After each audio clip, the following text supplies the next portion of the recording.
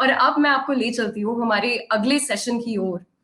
मेरा ऐसा मानना है कि कभी कभी लाइफ में क्या होता है, किताब के पन्ने पलटते पलटते जिंदगी के जवाब मिलने लगते हैं, और उन पन्नों पर लिखी कहानी पढ़ते पढ़ते कभी अपनी कहानी के लिए शब्द भी मिलने लगते हैं। That's the Joy of literature. आप किसी और की लिखी कहानी पढ़ते हैं और उनकी दुनिया का आप हिस्सा बन जाते हैं। And literature for long has been our root, has been our eyes and ears for events we personally were perhaps not a part of, or events that, perhaps we read about in the news just from a distance. And literature has lent that important voice to the aftermath of Punjab's partition as well, right? This is what this session is all about. And we've got a moderator, Jupinderjit Singh ji, who's an accomplished journalist and who you know well for his book, Silent Conversations. And he was also the one who discovered Bhagat Singh's pistol. He wrote a research paper on it titled as Bhagat Singh's Pistol and His Ahimsa, uncovering yet another aspect of the Punjab partition this evening. And also on the panel, we have our first speaker with us, Mr. Anirudh Kala ji, who's a Ludhiana-based psychiatrist. He joins us in this discussion, and his experience as a psychiatrist reflects in how sharply he etches out all his characters.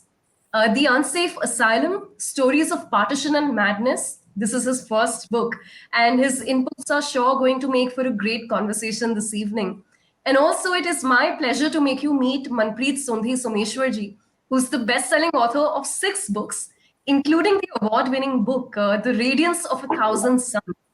And I must also mention the critically acclaimed The Long Walk Home in the same breath. Now, she has much been appreciated by Gulzar Saab himself and also author Khushwant Singh ji, who hailed her as a star on the literary horizon. So here is where I welcome the panel, and here is where I hand over to you, Jupinderjit sir, to take it forward. Thank you, Niharika. The last session was so enchanting and wonderful. And welcome, Manreet. Welcome, Anirudh. It's such a pleasure. I have worked in Ludhiana for about 9 years, and I know the standing you have there. Unfortunately, we couldn't meet. And it is a topic which is so close to my heart. My village, Khalada, is in Amritsar district, now Taran, just about 1.5 kilometers from the international border. And my fields, our land is just next to the border. So if it was just 100 meters or maybe 200 meters, the line was towards India, I would have been in Pakistan or we would have lost our land. So my grandparents, my parents, they have all shared the stories of partition. My father-in-law was born in Lahore, so he always undergoes the special security check in passport in airports because he is born in Lahore and he has an Indian passport. And it was so enriching. Both of you are acclaimed writers. Manreet, you are dishing out one book after another, and the Radiance of Thousand Suns has largely award you have got. It is such an amazing. And Anirudh ji is this is your first book, if I am not wrong. And uh, one thing which immediately strikes me to ask both of you is that Manreet is a management expert and you are a psychiatrist. So from there, how did you become an author? So let's start with Manreet. Thank you, Jupinderjit Singh ji. It's very nice to meet you, online, and Mr. Professor Anirudh Kala as well. Um, to answer your question, I think I will share a bit of the anecdote which you did as well. The fact that your village is close to the border between India and Pakistan. Well, I come from a border town called Firozpur, which is smack on the border between India and Pakistan. And though it is a oft forgotten fact, the story goes that Firozpur was actually, by the laws of partition, supposed to go to Pakistan because it was 60% Muslim majority town. Yes. But we won't go into the how and why, but Radcliffe's line drew a squiggle which kept Firozpur within Indian Punjab, the eastern Punjab. Correct. So I grew up with stories of partition. Every household had a story to tell. There were stories of partition which literally you breathed as you breathe the air of Punjab, of Firozpur. But if you're a child in an average Indian household, sort of reasonably good at academics, in my generation, you could either be an engineer or a doctor. And we have five children, and three of us are engineers, two doctors. So that just goes to tell you. Wow. It helped also that my parents, both of them were feminist, and they raised us saying that, you have to grow up and get a job, not that you will grow up and get married. So in some senses, it was very liberating. And there was almost a desire to prove them right. And so I did. I went to engineering. I went to a management school, IIM Calcutta. I had a corporate career for almost a decade. And then at some point, we moved out of India on my husband's job. And I don't know why. I had taken a sabbatical because my work had been very hectic. And I just felt the need to write something. And all my writing before that had just been PowerPoint presentations. So, I had no experience in writing. But I had grown up during the time of what is called the Sikh militancy, the troubled decade, which is really 15 years. But I saw it very closely because Firozpur, as people might know, or those who haven't should just need to Google up, it was Yeah. considered sort of the red hot district. It was a militant Yes. hotbed, and militants were crossing Firozpur into Pakistan. And my father was a criminal lawyer. So for us, it was very, very close. In fact, I tell people that what Gulzar Saab shows in marches is what I saw happening. I grew up with that. So I just had a desire to, write a short story. And I thought, well, let me write something. What can I lose? I mean, suffice to say that it was 2001, the turn of the millennium. And one story led to another, led to another. It took me to the National Library, to the archives. I went back to speak to my parents' generation to understand why, because I didn't know. I didn't know why 84 had happened, how it was linked to 47, and the entire passage of that time. And in 2009, I had a book called The Long Walk Home, which fortunately for me, Gulzar Saab liked enough and gave one of his shares as praise for it, which is carried on the back cover of the book. And I think, so a short answer to your question would be that my town made me a writer. And since then, for 20 years, that's what I've been doing. I'm just trying to tell the stories, which I feel are not told. We have some partition literature and very profound at that, but just not enough. I think there is so much to be told. Also, because I feel the wheel has come back full circle. What we are seeing now is very similar to what happened earlier. Absolutely. Your thoughts, Anirudhji? Like both of you, I am a Punjabi, and I was born 4 months after the partition, after my parents had crossed the Red Cliff line at the time of partition. So I sort of, my parents came from Lahore. So I sort of traversed the Red Cliff line as an embryo. And I grew up, with children who were at that time also called children of refugees, not always, it was a matter of fact label, not necessarily a disparaging label. Sometimes it was, but most of the time it wasn't. But like I grew up not hearing so much the stories of partition, but how nice and how grand it was back there. Even as children, we knew that, nothing is as idyllic as that. Everything was fine. और सब कुछ बहुत plenty में था, सब कुछ बहुत अच्छा था, सब प्यार करते थे एक दूसरे को वगैरह वगैरह. Now, at the same time, we used to go to the school and hear about these things, that what happened at the time of partition, and I would come back and ask my mother, okay, what happened? And she would say, वो नहीं साढ़े पिंड कुछ नहीं होया, अगले पिंड होया. And then when he goes back to school and children exchange notes, all mothers were lying. All mothers were saying the same thing.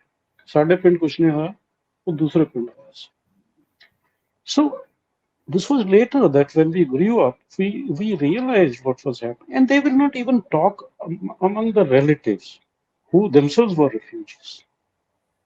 They will not talk of those things. They were probably trying to protect the children from, hearing all those things, and also protecting themselves from, reliving that trauma. As we grew even older, we came to know that, there was no, no one side which was the perpetrator and no one side which was the victim. Both were both. Both sides were killed, both sides killed. 1 million people died. The British didn't kill them. We did, among the two communities. And so the families were trying to, that makes it very complex, the partition of India. As opposed to, for example, Holocaust. Holocaust was horrible, but it was simpler. There was one side which was the victim, and there was that other side which was the perpetrator.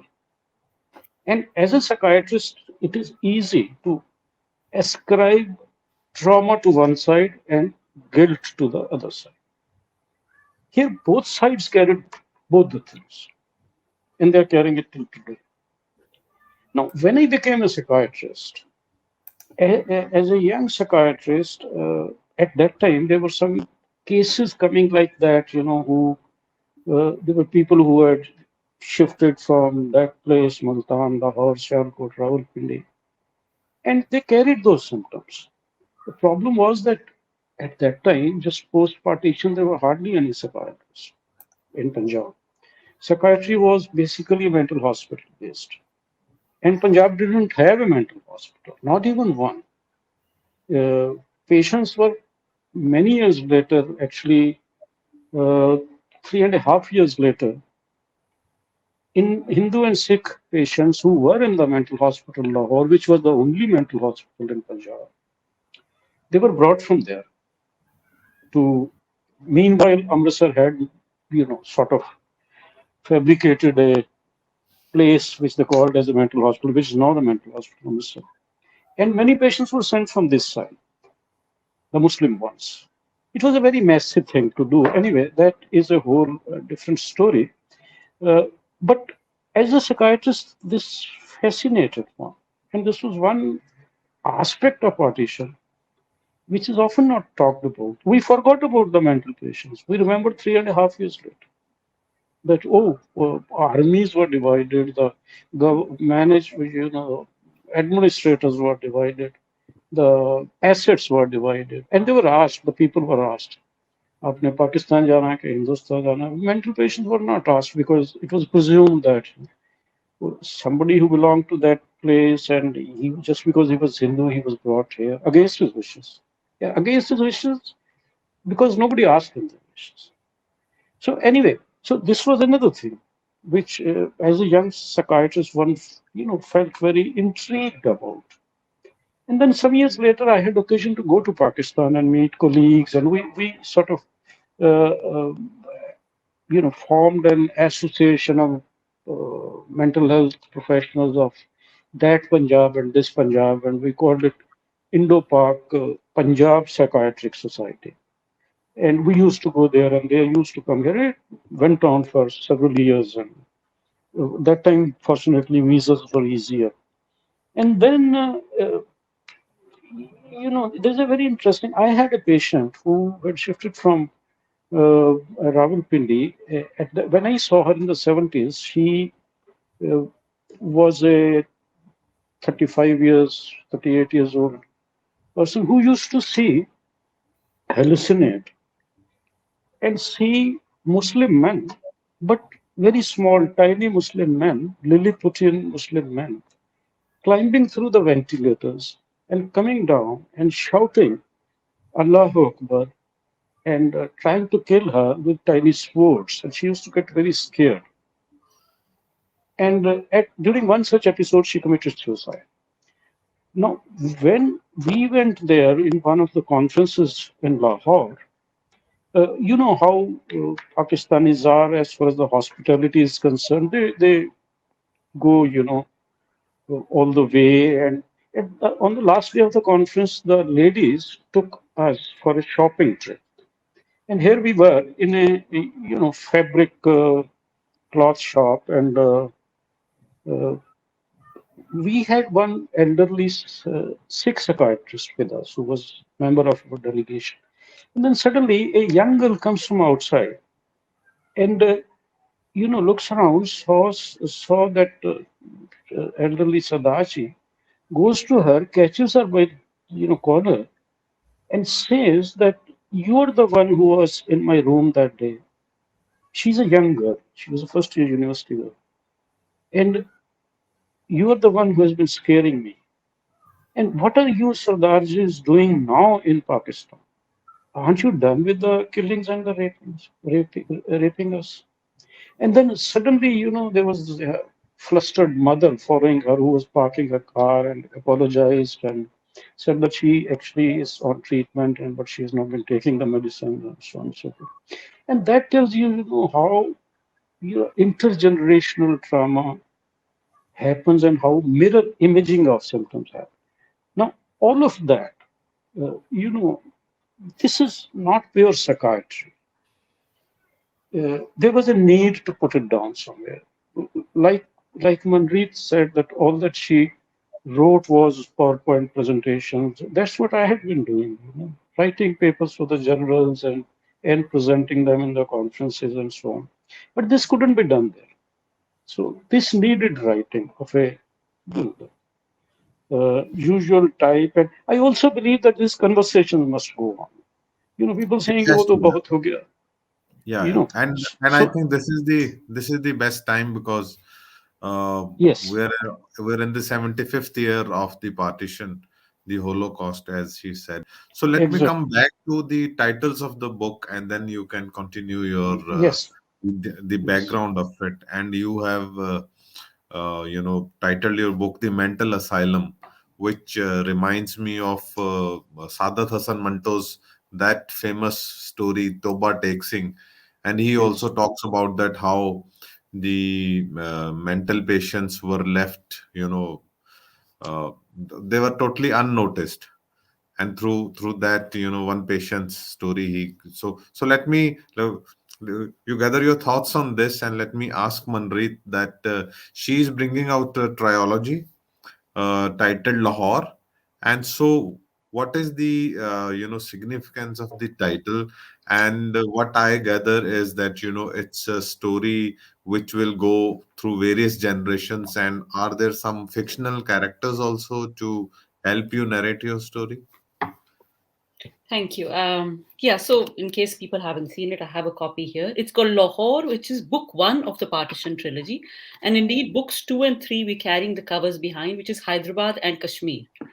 So a trilogy is three books, and Lahore is the first book to come out. And we hope to have book two in 22 and book three in 23. So, sort of uh, marking the 75th of year of India's independence and partition.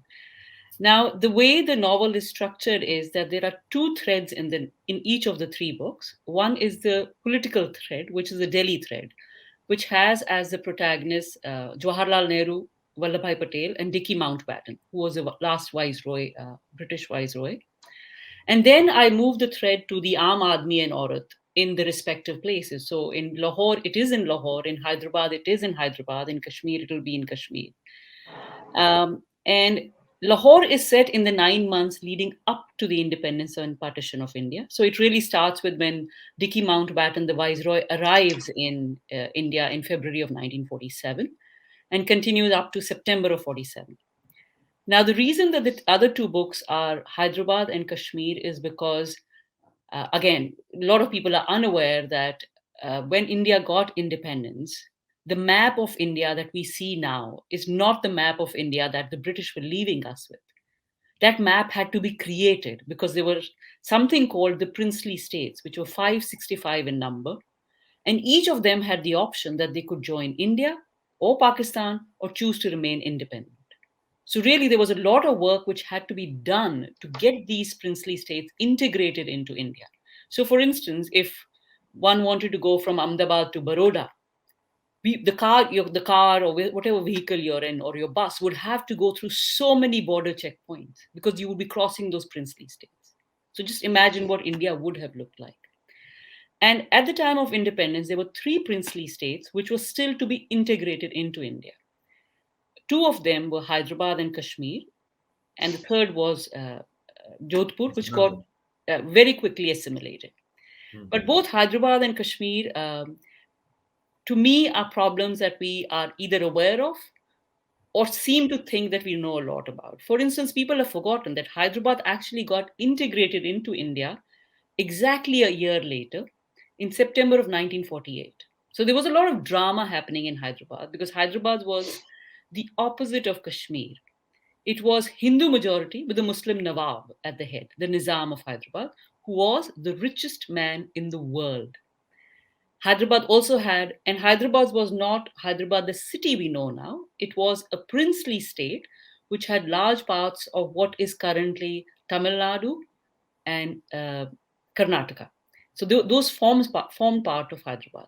So in Hyderabad, I followed the trajectory and show how Hyderabad got assimilated into India with military action at the end. Vallabhbhai Patel, who was the deputy prime minister and the state minister, had to send forces in to get Hyderabad to accede to India. In Kashmir, as we know, the problem continues to this day. Once again, a lot of people seem to think they know what the problem is, but I think we don't know the history behind it. So that's what I'm trying to do with book 3. In all of these books, my attempt is to do two things.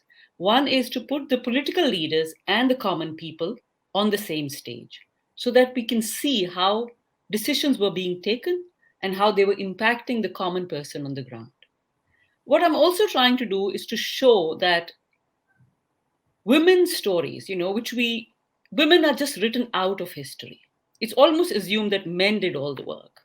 For instance, in partition, yes, all the killings were done by men, but the women's bodies were the battlefield upon which the killings were done. And women's stories have just been erased. We forget that. And my attempt is both in the political thread and in the common thread to bring out women's stories, to show women characters and what women were going through. What I'm also trying to do is that in a current environment of tu me, where we have this, where people are pitting Vallabhbhai Patel against Jawaharlal Nehru, and I'm just trying to show how two men who worked together, who had very different inklings, very different inclinations, political leanings, but they worked together as a team to deliver India. And the freedom that we take for granted did not come easy. So that is the attempt with the books, and I'm trying to tell it through a novel because I think novels which stick close to history are probably an easier way to learn our own history. Well, that's a wonderful structure. We remember the Shiva trilogy and how, I think it makes a better connection if you go that way.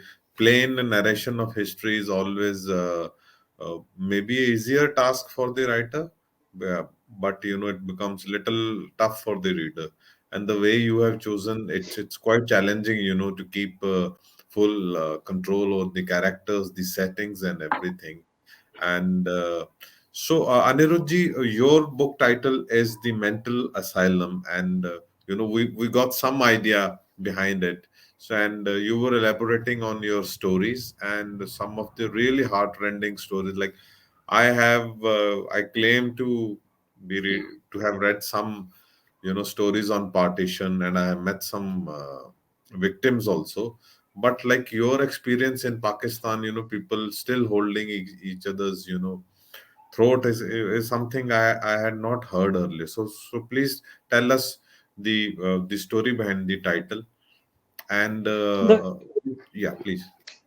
the title of the book is The Unsafe Asylum, Stories of Partition and Madness.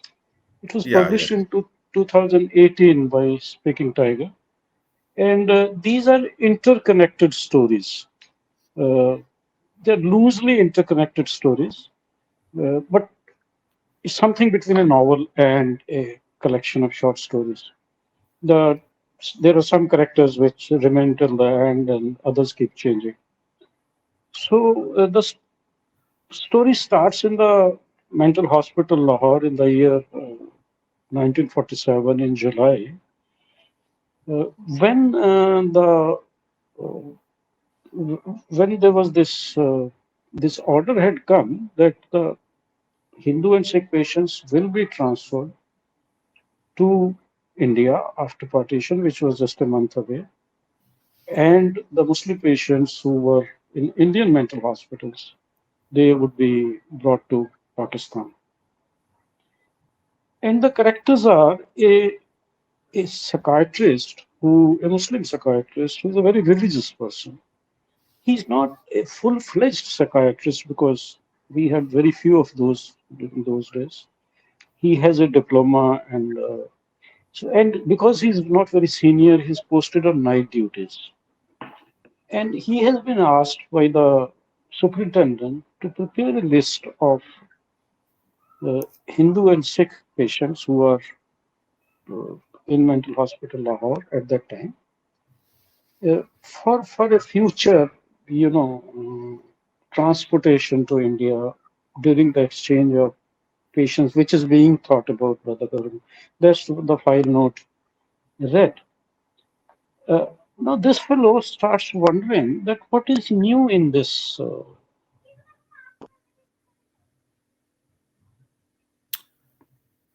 I'm afraid I think we've lost Anil. Ah, yeah, he's back. Uh, Welcome back, sir. can you hear me? Yeah, yeah, yes. We can, sir. Please continue. We can hear you. Oh, I think we have lost him. Uh, let's wait for him for a second or so. So, unsafe asylum is his. Yeah, I think he's trying to be. Yeah, Yeah, sir, you I'm are back. sorry. Yeah, I'm sorry, I got knocked out. And so now this doctor, he is wondering what is new in this order. Why is he feeling so upset just by reading this three-line order? And then he realizes that for all these years he had been collecting data, being the junior person, but in a tabulated form that there are so many Sikhs in the hospital, so many Hindus in the hospital, so many Muslims in the hospital, and some Christians and very few Parsis in the hospital. Uh, in the numbers format, he has never been asked to tabulate the names of the patients, and that upsets him. And because patients are his social life also, he hasn't much, outside the hospital. He is married for the second time, but that is, he feels personally very, very disturbed that half his patients will be taken away with a promise to be substituted at a later date. And but then order is order and starts to make that list. Now, around the same time, there are two patients in the hospital. One is Fattu and the other is Rulda. Fattu is Fateh Singh and Rulda is Rulda Singh. Now, Fattu or Fateh Muhammad, he belongs to Hoshiarpur. Now, Rulda.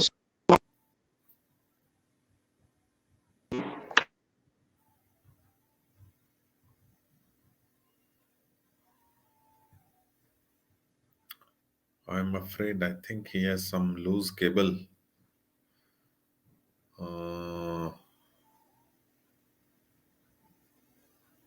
Okay.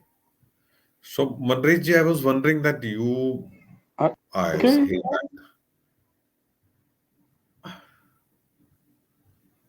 Such a fascinating tale he's telling. Yeah, Hello. yeah, it's Yeah, sir. Yeah, please. We can hear you. We can hear you, sir. These unfortunate things happen often, and the worst is they happen at the precise moment when there is, such good interest in the tale. yeah. This is the marvel of technology, right? It has brought Yeah. three people together from different parts, Yes, yes, and then it yes. has these tricks to play. Some hiccups also. So, how much research you undertook, Manreet ji? Because there was Mountbatten's book is available, and there are Can you some hear other. me? Yeah, sir. Yes, Mr. Anirudh.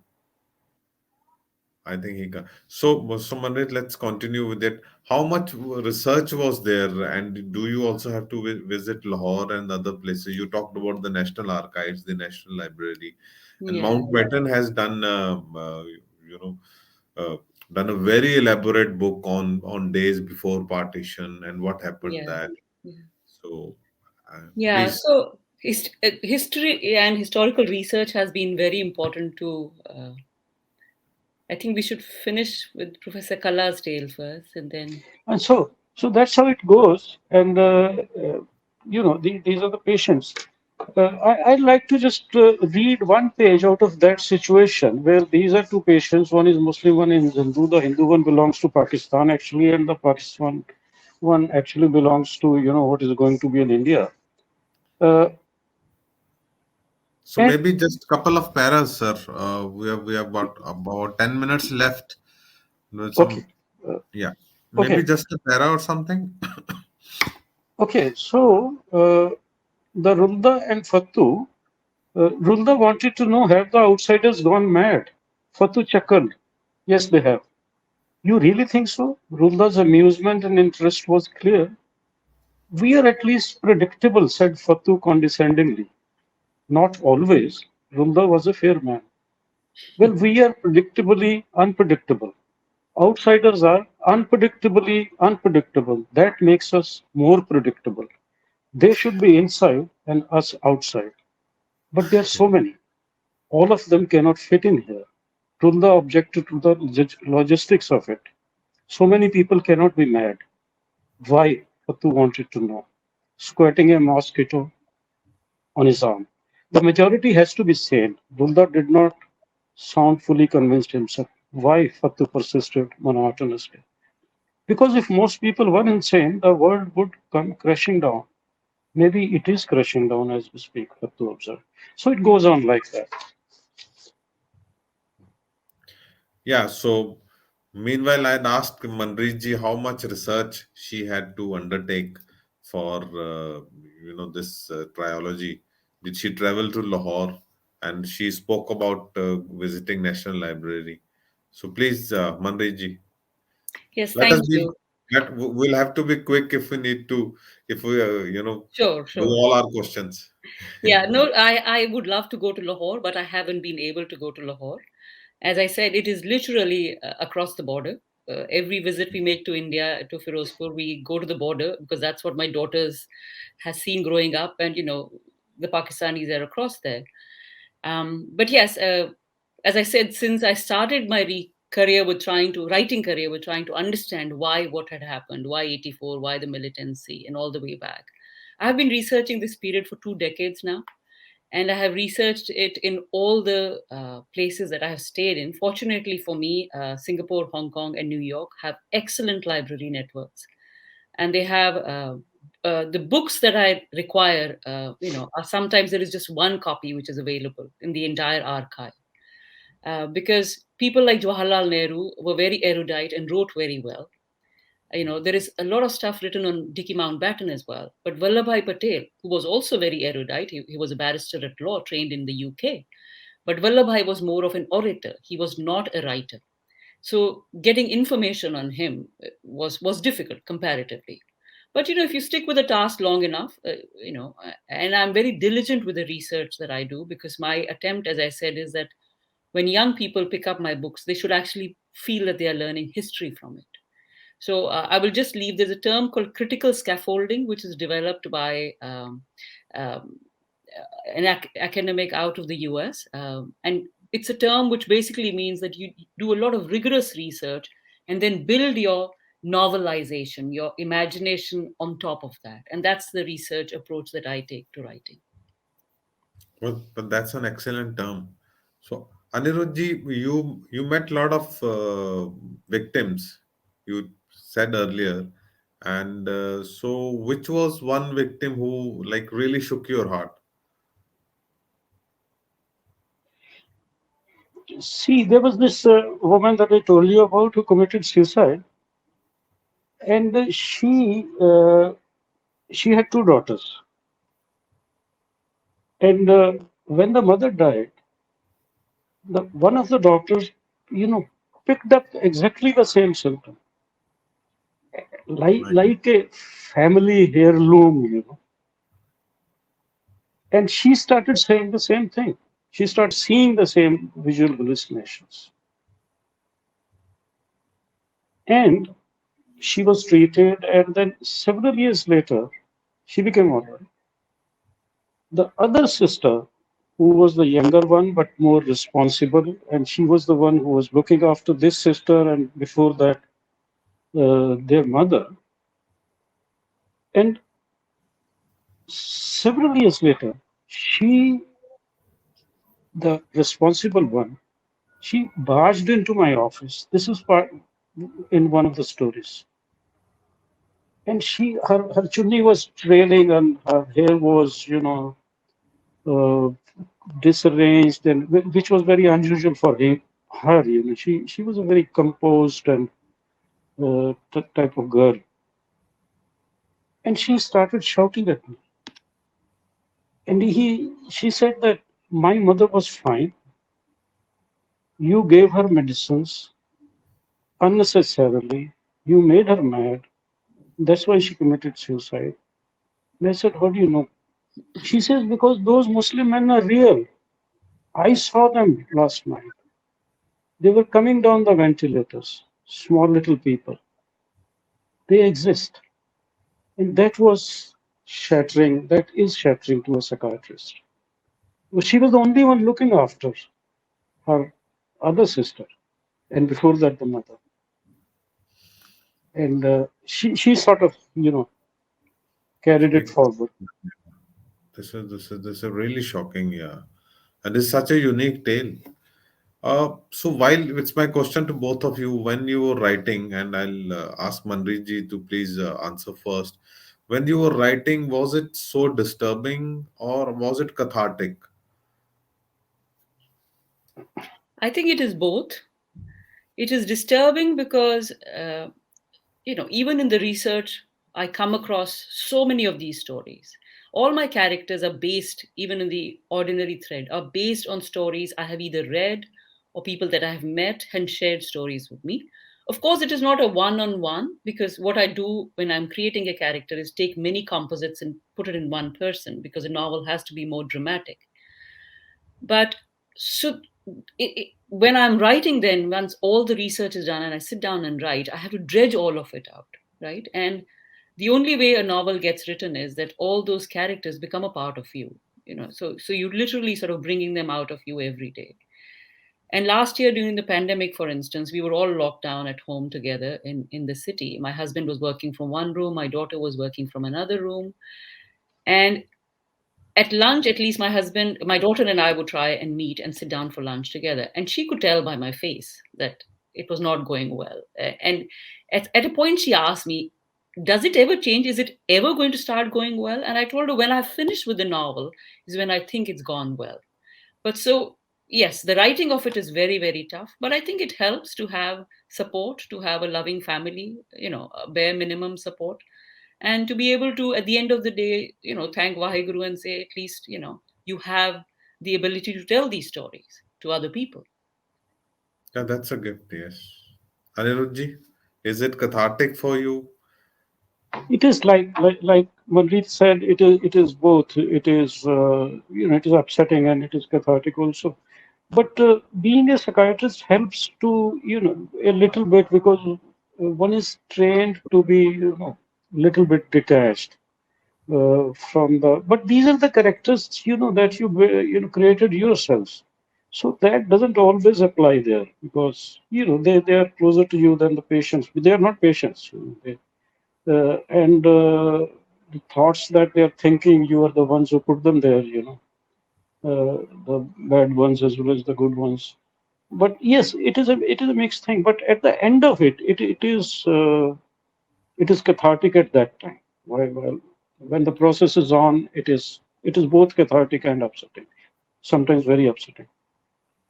And Anirudh ji, were you able to, videotape those victims? their statements, their stories? See, these, I'm talking of the 70s, but this Pakistani girl was much later. Uh, Oh, the problem is that you don't want to videotape these things because they're patients and they are very wary. They're very suspicious anyway. So, understood. so one doesn't want to do that.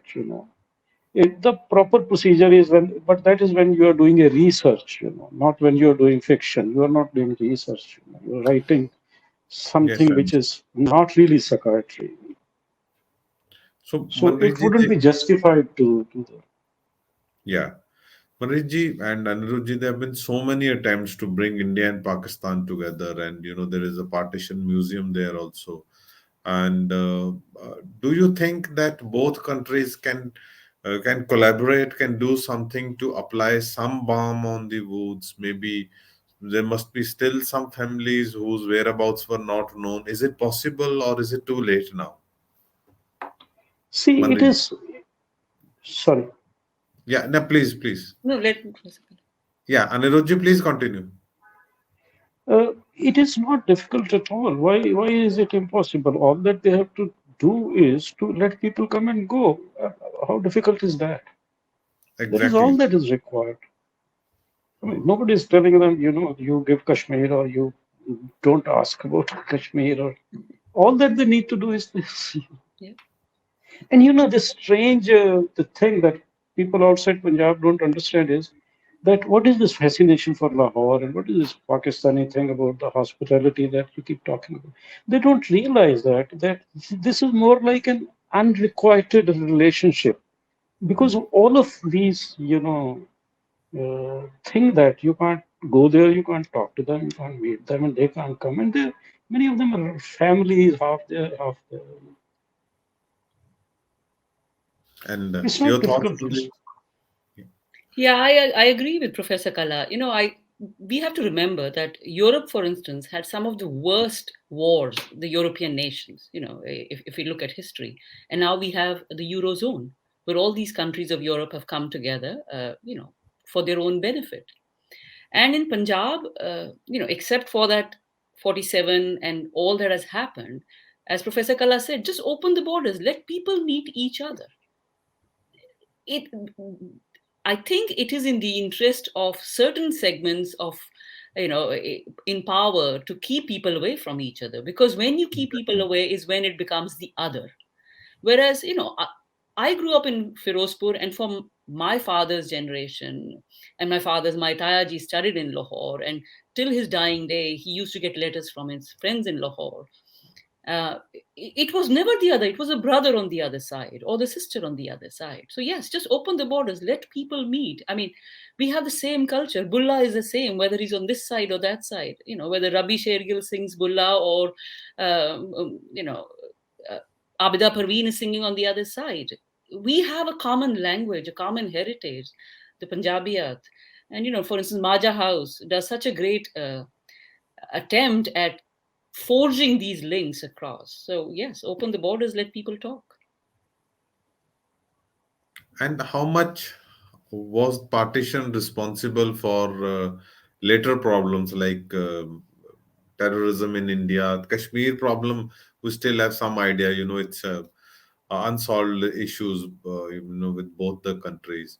So, how badly partition is responsible for the terrorism in Punjab and today's issues of where youth are going abroad? Do you think it was unavoidable? The partition was unavoidable? I think it is a very large question to attempt to order. It needs an entire session on itself, because I Yeah. don't want to be glib. There are so many factors which need to be accounted for. And Mhm. sometimes, as Professor Kala also said, unlike the Jewish Holocaust, where there was a very clear the good guys and the bad guys, certainly in Punjab and certainly in Firozpur, where I grew up, people used to say, Kise de haath saaf nahi. So we are Mhm. all implicated, we are all guilty. It's something which is very difficult to live with. But the only way we can come out of that spiral of violence that we are caught in is by sharing our stories, by talking about them. ਇਹਦਾ ਹੋਰ ਕੋਈ ਹੱਲ ਨਹੀਂ. We have to get it out. We have to start talking about what happened. As Professor Kala said, he grew up and people said, no, no, not in our homes. Even when I was a child, I had to eavesdrop. Nobody was talking about it in the open. And whenever the conversation came to violence against women, the sentences would just trail off. Because, and as I said, this is in every household. This was an elderly person who said to me, "Ki puttar kise de haath saaf nahi," when I had started doing my research. And that to an extent tells me why, we still carry this trauma within us because we haven't ventilated it. So, more people should write. I'm very enthusiastic because my books are picked up and talked about by young people. And I feel maybe that generation, they give us hope. Yeah, I think that is the lesson which we can learn from history. Yeah. And so, how much time do you devote for writing? I'm a full-time writer. As I used to tell myself, I'm a full-time writer and a full-time mother because both my sort of journeys started at the same time. But my daughter is now in college and university, so I really have my books and my writing. I write close to 5 to 6 hours daily, Monday to Friday. I treat it like my work, like my corporate paying job, except it pays very little. But you know, you you have to do some things out of love, out of a sense of duty. And as I tell my family that once I have written this trilogy, I'm going to go to Firozpur, go to the Satluj, and take my books and say, "Mera main mitti da karzada ho gaya. Now I have to write something totally different." This is such a nice act you will do. And I hope so that, being a media person here, when you come, I'll like to accompany you and write a story on you. Oh, that would be so wonderful. That would be so Yeah, wonderful. yeah. So I hope so that the Mr. Anirudh ji is back. Anirudh ji, welcome back. There's Thank you. some problem with your internet today. Yeah, some problem with that. It's the electricity, basically. Oh, I'm so sorry. Yeah. So we are well past our time. And any signing off words for our readers and for writers, Anirudh ji? Manreet said, that the most gratifying thing, and probably this is the one of the purpose of post-partition writings in current day, that the young people know about it, young people read them, and they do, and they are very interested, and that is the one thing which is very satisfying. Manreet ji? I want to tell a share which is a good. Jagjit Singh has sung this ghazal, and the couplet goes कि आग का क्या है पल दो पल में लगती है बुझते बुझते एक जमाना लगता है. And that, I think, is the story of partition. I mean, what happened 75 years back is still very resonant, very alive. And we are still in the process of dousing those flames. So I would encourage everybody to not say, oh, partition is a gone era. It's not. It is very much present. And the only way to deal with it is to open our hearts, to talk about it, to share stories, to read literature, to engage with art. Because art is the only thing which is going to save us in the end. Yeah, exactly. And I think art is the only way which will help us to forgive also. Yeah.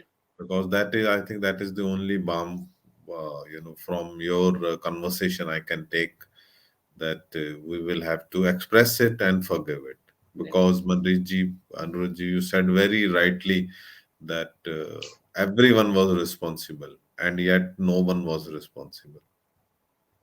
Well, we had such a good session, and looking forward to read your books in detail, and not just these one, but other books also, and your future books also. And I am sure that very soon some TV series will definitely pick your books. It's such a deep, subject, and I'm sure that the way you both of you have done research, it is going to be one of the most talk about books on partition. Thank you to both of Thank you. you Thank for you. Thank you very much. Thank you. Thank you.